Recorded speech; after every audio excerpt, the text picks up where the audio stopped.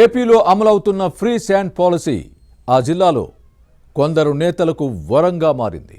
అక్రమాలతో ఇసుకను పక్కదారి పట్టించి సొమ్ము చేసుకుంటున్నారు. ఉచిత ఇసుక విధానంలో వైసీపీ మాఫియా మార్కు కనిపిస్తోందా?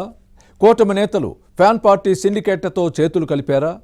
అక్రమాలు జరుగుతున్నాయన్న ఆరోపణలు వెల్లువెత్తుతున్న మంత్రి, ఎమ్మెల్యేలు, ఎంపీలు ఎందుకు స్పందించడం లేదు?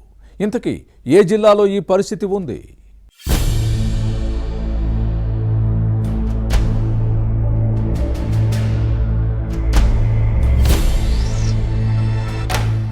ఉచిత ఇసుక విధంగా కొన్ని జిల్లాల్లో ప్రభుత్వానికి తలనొప్పిగా తయారైంది. నేతల జోక్యంతో అక్రమాలు జరుగుతున్నాయని ఆరోపణలు వస్తున్నాయి. గత పాలకులు, ప్రస్తుత కూటమి సర్కారుకు పెద్ద తేడా లేదనే విమర్శలు లేకపోలేదు. ఇసుక, మట్టి, గ్రావెల్ అక్రమ తవ్వకాలతోనే ఫ్యాన్ పార్టీ అభాసు పాలే చివరికి ఓటమిని మూటగట్టుకుంది. కానీ ఇసుక దందాతో బాగా సంపాదించుకున్న నేతలు ఇప్పుడు ఇతరితర వ్యాపారాలు చేసుకుంటున్నారు. దీపం ఉండగానే ఇల్లు చక్కబెట్టుకోవాలన్న విధంగా ముందు చూపుతో వ్యవహరించి ప్రస్తుతం దర్జాగా దిలాసాతో ఉన్నారు. వైసీపీ నేతలు శాండ్ మాఫియాతో ప్రజలు విసిగిపోయారన్న విషయాన్ని గ్రహించిన కూటమి ఉచిత ఇసుక విధానం హామీతో ఎన్నికల్లో భారీ విక్టరీని నమోదు చేసుకుంది. అధికారంలోకి వచ్చిన వెంటనే దీన్ని అమల్లోకి తెచ్చింది.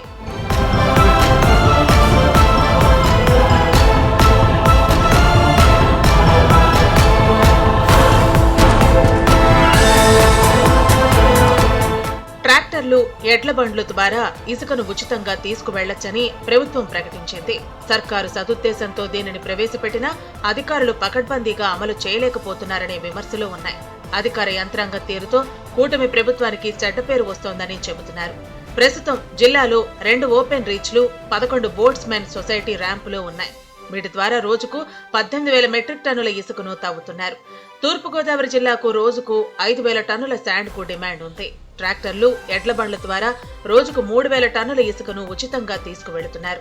ఇంత పుష్కలంగా ఇసుక లభిస్తున్నా గోదావరి తీరాన ఉన్న ప్రాంతాలకు, ముఖ్యంగా రాజమండ్రి నగరంలో ఇసుక కొరత ఉండటం విమర్శలకు తావిస్తోంది. సిండికేట్లు శాండ్ను తమ ఆధీనంలో ఉంచుకుని కృత్రిమ కొరత సృష్టించి అధిక ధరలకు అమ్ముకుంటూ జేబులు నింపుకుంటున్నాయనే ఆరోపణలు ఉన్నాయి. ఇందుకు అధికారులు సహకరిస్తున్నారనే విమర్శలు లేకపోలేదు.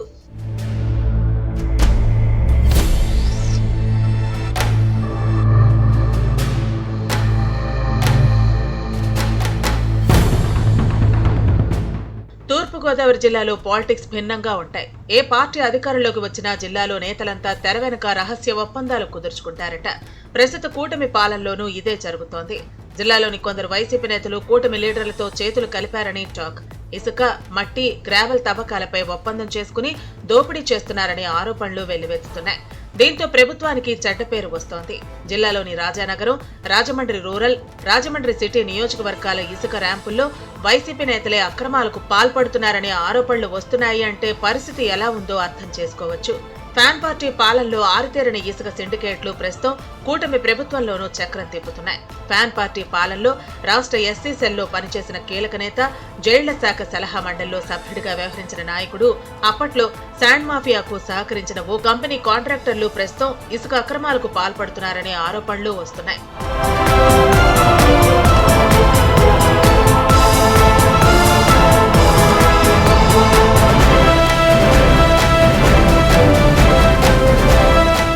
ఆధునిక యంత్రాలతో రాత్రి వేళల్లో ఇసుకను తవ్వి తరలించి అధిక రేట్లకు అమ్ముకుంటున్నారు. వేమగిరి 1 శాండ్ ర్యాంపు నుంచి నిబంధనలకు విరుద్ధంగా కాంట్రాక్టర్ ఇసుక అక్రమ తవ్వకాలు జరుపుతున్నా అధికార యంత్రాంగం పట్టించుకోవడం లేదు.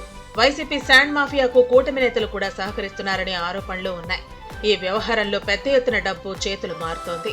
దీనిపై కూటమి ప్రజాప్రతినిధులు కానీ, అధికార యంత్రాంగం కానీ స్పందించడం లేదు. ఇసుక అక్రమాలపై కూటమిలోని కొందరు నేతలు ముఖ్యమంత్రి చంద్రబాబుతో పాటు ఉప ముఖ్యమంత్రి పవన్ కళ్యాణ్కు ఫిర్యాదులు చేశారట. పాలకులు దీనిపై ఎలా స్పందిస్తారో చూడాలి.